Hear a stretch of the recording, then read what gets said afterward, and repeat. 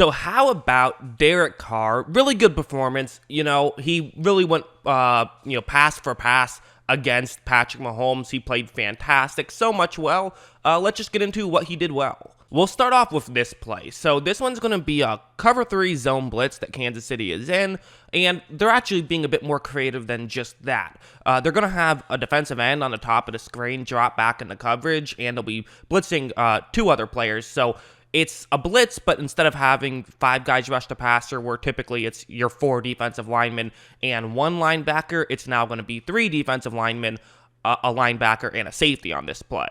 Now, of course, with anything you do, there is an obvious pro and an obvious con, and in this situation, the pro is that it can fool the opposing offensive line and fool the opposing quarterback. He could think he has an opening where he doesn't, where the defensive lineman drops back into coverage. He could think he has less time than he actually does because it's only a 5-man rush instead of a 6-man rush.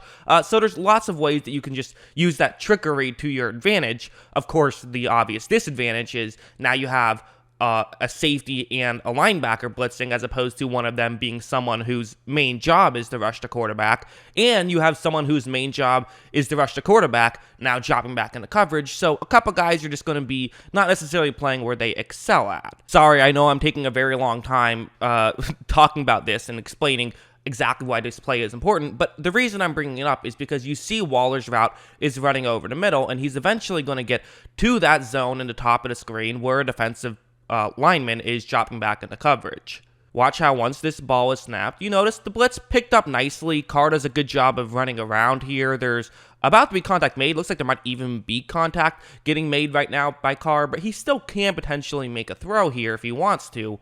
And also, you look further down the field, he sees Waller, and he sees that, yes, Waller is open. There is a defensive lineman covering him. This is a great situation. The problem, of course, is just that he has a good angle right here. Now, I think a lot of guys in this moment, if you're a linebacker who's in 92's position for Kansas City, he would turn his shoulders, he would get closer to Waller, he'd know how to play this better and make there be less separation. He does have the angle pretty good, but again, it's the separation that's really key, so Carr notices this, and Carr's going to do something really smart here. Watch how far inside he makes this throw. 92 never had a chance, and Waller's able to make a move and pick up a big gain because that's just a huge mismatch with the tight end going up against the defensive lineman in that situation.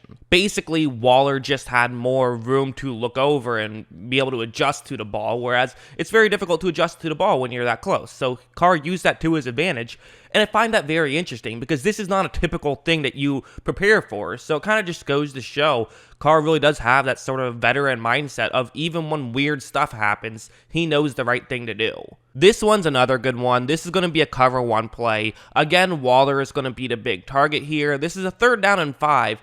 And again, what I like about this play is going to be his pre-snap reads. I really feel like Carr doesn't get enough credit for how smart he is on the football field. He makes a lot of great reads pre-snap and post-snap, and I think this one is largely pre-snap. The coverage you see on the screen, it's a cover 1 robber concept, which means 1 player covers the middle of the field, 1 player covers deep, and then you have 5 players playing man, 4 rush the passer. It's a pretty basic concept, and typically if you see 1 safety deep and you see man coverage, you know there's about like a 50-50 shot it's going to be this.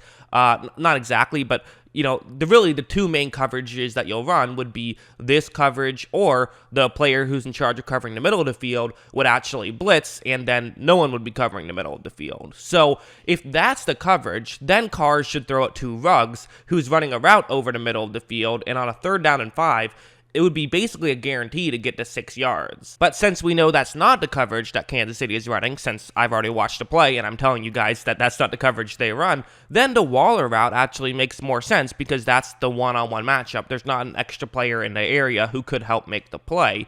But what's interesting is that Carr doesn't know this. Carr hasn't already watched the play and then rewinded it and used Microsoft Paint to put it on the screen. So he has no idea what coverage this is. But he's able to just see something, or maybe it's just watching tape. I honestly don't know exactly what it was, but he reads this before the ball is snapped. Watch how Carr takes the snap and just looks straight to Waller and just makes the throw right away. And at this point, even with Matthew making an incredible read, he was a deep safety on this play, and he read this play incredibly well. He got over in a hurry, which is, tremendous work by him. again, Waller's a tough guy to block one-on-one. He was able to easily win his one-on-one matchup.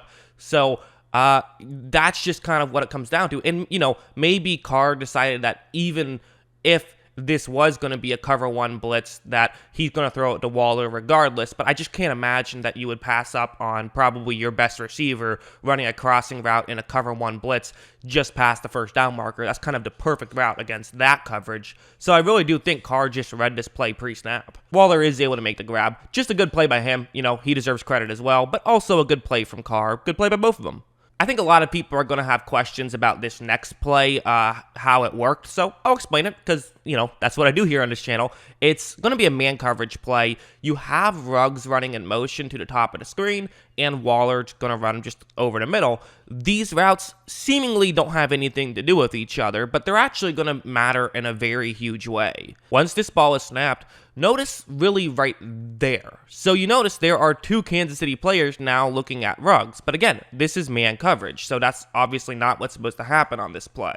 That's Tyrann Mathieu and Daniel Sorensen. Sorensen's the one a little bit closer to Ruggs, and I'm assuming Sorensen just wasn't aware of what this coverage was. He might have thought it was zone or something. Everyone else played man. It looks like he could be playing zone, so I think he just got a cross up there. So, that's kind of why you have these guys run in motion sometimes, because sometimes you get lucky and there's a cross up and that leaves someone wide open.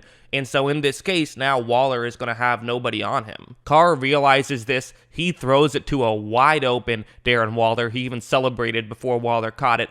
That's a defensive breakdown from Kansas City. It absolutely is. But at the same time, you got to give some credit to Las Vegas for just noticing it. You got to give credit to Carr for realizing what was going on. So blame Sorensen for sure, but also Carr did a good job of realizing it and taking advantage of his opponent's mistake, which is what football is all about. And finally, let's talk about this one. This was another interesting one. So again, such a crucial moment in this game. 3rd down and goal. We're under 2 minutes left, and the Raiders only have one timeout. So if they don't score on this play or the next play, barring a penalty, that means that they just lose the football game. So huge play here. It's going to be a designed rollout to Derek Carr's right, which is the top of the screen. The way it works is that Carr is going to fake a handoff. He also actually going to fake multiple handoffs, but the real one I want you to watch is just the back, who's going to sort of run in the middle of the end zone. You're also going to have Jason Witten kind of just run shallow in the end zone, and you're going to have a receiver run towards the back of the end zone. So you kind of have 3 passing options. It's Ruggs, who is the deep guy, and so, 3 passing options here, and Carr, he could potentially run it in if he has a window there. So there's 4 options with the rollout, so even though it is a rollout and you have less space, typically on these types of plays, you still have just as many options, and oftentimes there's Kansas City players who are on the opposite side of the field, so it kind of works out in your favor. So these plays I like. They're really good goal line plays. But once the ball is snapped, things don't go too well. For one thing, you're going to see that Jacobs kind of had trouble getting out of the line, and currently he's just standing around, not sure exactly what he's supposed to do. So that's not very good. You would like to see him not be doing that. He is just going to kind of waddle over and try and get open, but not great there. But again, it was kind of unlucky. It just looks funny in this moment, in this still frame. Also, you have Jason Whitten, but there's a lot of contact getting created right now, which is legal since he's not past 1 yard of the line of scrimmage. So good job there by 92. So, that's the value he has, being someone who's in that, not past 1 yard of the line of scrimmage. He can make a good play on Whitten. And you can't see Ruggs in this still frame, but he's getting covered up pretty well by Breeland. So really nothing's open right here. But watch how patient Carr is. He just waits and waits and waits. Jacobs did think that he was open for a second. Carr decides to not make that throw, which I think makes sense. And you look at Whitten right here, there is finally a window. Really, good job by Whitten not quitting on the play also. So now there is definitely that window for Carr. You see how it's basically just a foot race, and Carr's thinking, I'm going to throw it barely into the end zone and hope that Whitten can win that foot race. That's what he's going to try and do. Whitten makes a great play. How about Jason Witten, Raiders legend Jason Witten making a big play? Unfortunately, it did end in a loss, but the Raiders are really good. I said on my podcast, it's crazy to think this team is 6-4. They feel much better than a 6-4 team. And, it would be a real shame if this team didn't make the playoffs, which currently, they're in a three-way tie for the 7th seed. So it would be a shame if they didn't make the playoffs because they're so fun to watch, but I think they will. This team is awesome. Derek Carr has been awesome this season. He's been awesome for the past few seasons. People are just now starting to notice, and it's pretty cool to see. That's what I think. What do you guys think? Let me know in the comments below. Always love hearing from you. And of course, as always, thanks for watching.